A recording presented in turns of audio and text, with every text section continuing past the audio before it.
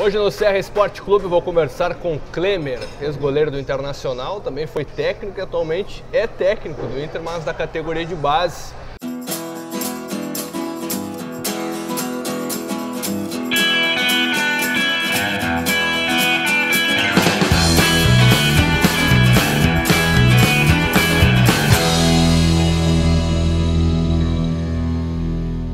Como é que está essa nova função aí?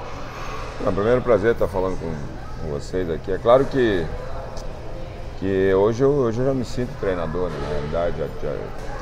Quando eu comecei a passar para a parte técnica, eu fiquei praticamente um ano aí como treinador de goleiro do profissional, né? Já pegando aquela experiência ali, como ver a coisa do outro lado, na realidade. Para mim foi muito bom, está sendo muito bom. Eu tive uma larga experiência desde a categoria de base lá do Sub-17, hoje eu estou no time B do Internacional, que é o Sub-23. Peguei aí alguns jogos do profissional e isso está me dando uma cancha, uma base, uma estrutura de trabalho para que quando eu possa ter uma outra oportunidade, isso já esteja concretizado. Como é que essas duas realidades, né? O Sub-17, o garoto que está começando lá a jogar futebol, e já trabalhar com um cara mais experiente sendo treinador? Lá no Sub-17 a gente já tem que ter um pouco mais de cuidado, né, com algumas situações. Não que lá não tenha as mesmas vaidades que tem, claro, numa situação diferente, né, de tamanho, mas na realidade no Sub-17 a gente tem que estar direcionando, né, alguns jogadores, até porque ali eles estão começando uma carreira praticamente, e a gente trabalha com projeção, né? Trabalha com a parte fora do futebol também, com os jogadores, a parte educativa, até para que eles possam se tornar hoje um atleta profissional, não um jogador de futebol. E no profissional já é diferente, né? Já são jogadores que a maioria já são jogadores consagrados, né? E que já têm uma qualidade diferente tecnicamente, taticamente, quando você faz um trabalho, né, eles já sabem mais ou menos o que fazer, mas você sabendo que você tem que ter a sua direção de comando, né, de vestiário, né, de saber a hora que você tem que engolir um sapo, outra hora de dar uma pancadinha para poder eles saberem que você está no comando também, né. Tinha vaidade naquele grupo lá da Libertadores, do Mundial? Como é que vocês lidavam com isso? Como é que vocês, principalmente tu que era um dos líderes do grupo, como é que vocês trabalhavam isso para que o objetivo fosse cumprido? A vaidade ela tem em todo lugar, né? Não tem, até porque num time de futebol você trabalha com mais de 20 jogadores, são cabeças pensando diferentes, né? Então cada um tem a sua vaidade. Mas era uma vaidade sadia, uma vaidade onde a gente não deixava que atrapalhasse o trabalho, entendeu? O foco, aquilo que a gente ia conquistar. Qual era o objetivo da gente? Aí era ser campeão, aí eu tenho a minha vaidade, mas que essa vaidade não possa atrapalhar aqui no grupo.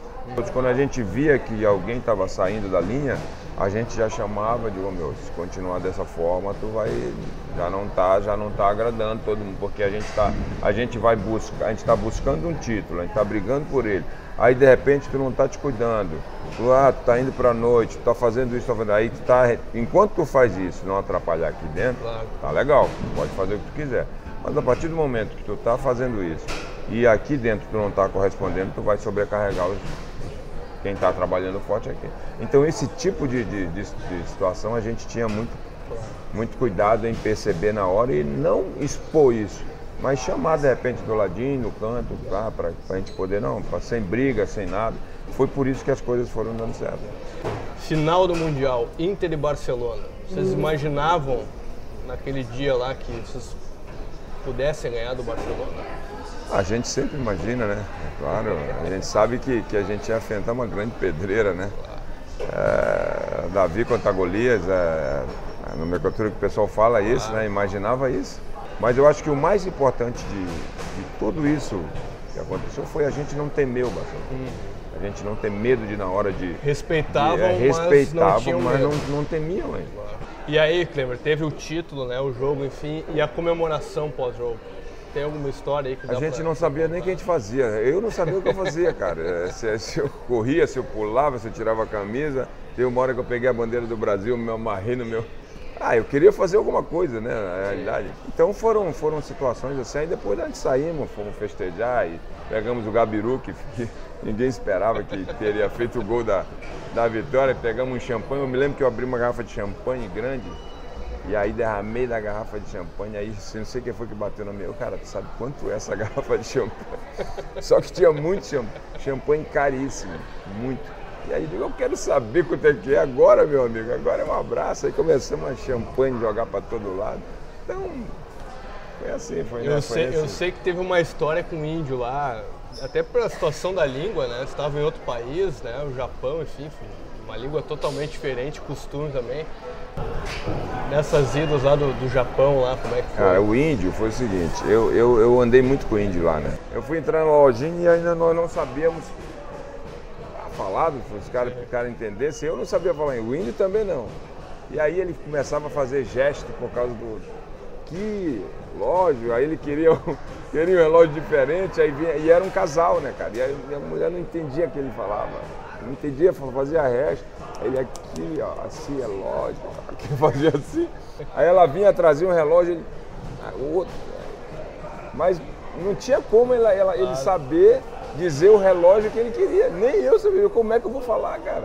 Não tem mais, eu quero aquele relógio, cara. Eu digo, mas cara, como é que tu vai saber com ela? Tu não vai saber. Ele é muito engraçado. E aí quando nós estávamos andando, passeando, eu tenho até uma foto. Tinha uns brinquedos no parque assim, ele começou a brincar nos brinquedos das crianças. E ali ninguém conhecia ninguém, ele começou a montar nos negocinhos, era que nem umas aves que tinha uma mola embaixo. E aí ela fazia, ele sentou, ele pesado, aí ia lá embaixo e começava a rir, eu dando risada dele. É umas histórias assim engraçadas. E aí chegamos no hotel, tinha um casamento lá, e eles tirando foto, e falando coisinha na isso, e o noivo não entendia nada, meu. Os caras, você imagina que os caras não falaram no ouvido da noiva, meu. Você imagina. Como é que foi a tua passagem pelo profissional o ano passado, né? Teve toda a dificuldade com o Inter não ter o Beira-Rio, fez uma campanha ali para não cair mesmo, para não ser rebaixado. É verdade. Como é que foi essa tua experiência? Quando eu cheguei, porque na realidade quando o Inter chegou naquela situação, né, praticamente ninguém queria pegar aquela situação, porque iria pegar um time que não foi montado pelo treinador que estava chegando, né, numa situação difícil, né, na competição. Eu sou colorado de coração, eu sou apaixonado pelo Inter. Eu acho que a maioria da... Quer dizer, meus maiores títulos eu ganhei no Internacional. E eu achei que aquela situação daria para que eu pudesse, de repente, primeiro mostrar o meu trabalho, né? Claro. E tá pegando uma experiência num time como o Internacional com todo aquele know-how todo. É claro que a gente sempre pensa no melhor. Não, eu vou, de repente eu faço uma campanha boa, eu tenho alguns jogos para fazer, de repente dá uma guinada. E na realidade faltou muito pouco. E tinha jogadores que não estavam em boa fase, por exemplo, o Damião era um, né? Quando eu assumi o Internacional, eu botei o Damião como centroavante, mas ele não estava numa fase boa, as coisas não estavam acontecendo. Nós tivemos vários jogos onde nós tivemos uma superioridade muito grande sobre o adversário e a coisa não acontecia. Então, quando a fase não está boa, o que eu, como na minha experiência de jogador, faz?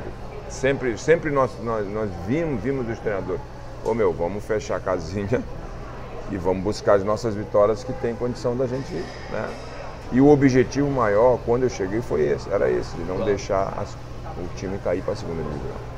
Não foi fácil, eu vou ser bem sincero, não foi fácil. Porque... Você chegou a temer pelo rebaixamento que ia acontecer mesmo? Não, a gente teve uma rodada que nós ganhamos e aí tinha que dar 5 resultados para que a gente ficasse de novo com a mesma situação. Os 5 resultados.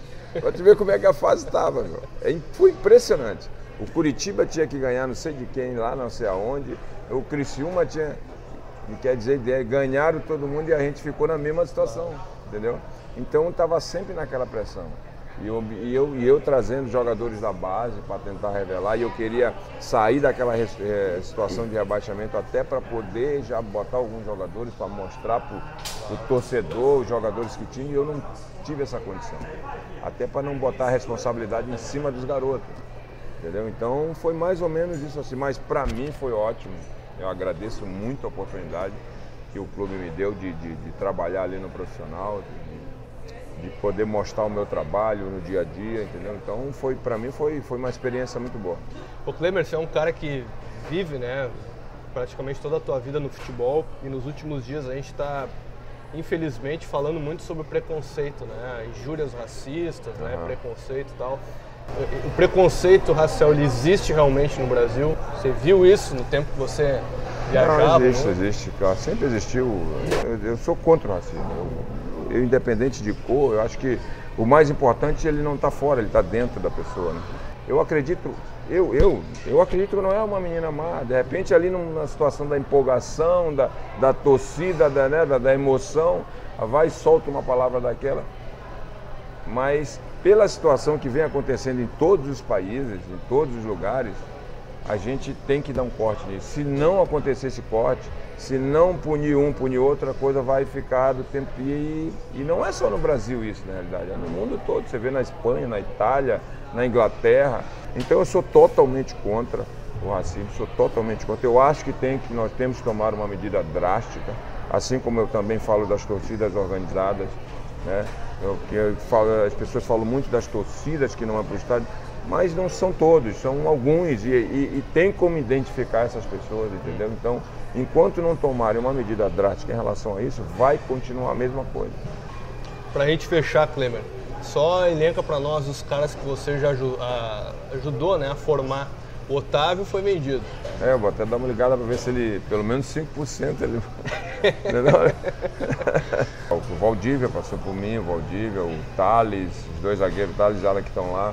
O Valdívia, o Jair, né, cara? O Otávio, o Vink, o Maurides, que tá voltando agora, que a gente está recuperando. Ele teve no profissional, aí teve aquele negócio, né? E deu aquela cambalhota. Já falou para ele não dar mais cambalhota. Nem ele quer mais, né? O Maurides, tem o Jair, deixa eu ver se eu me lembro aqui. Diogo já jogou no profissional. O Alisson, o goleiro, né? Já passou por mim também. Bertotto, que está subindo agora aí. Então são vários jogadores aí, mais de um time já praticamente, né, cara? Clemer, quero te agradecer a entrevista.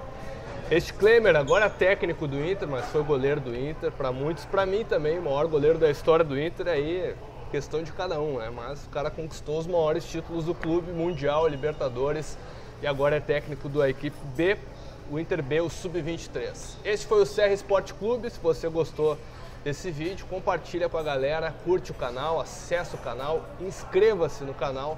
Você pode conferir também o último episódio. Valeu!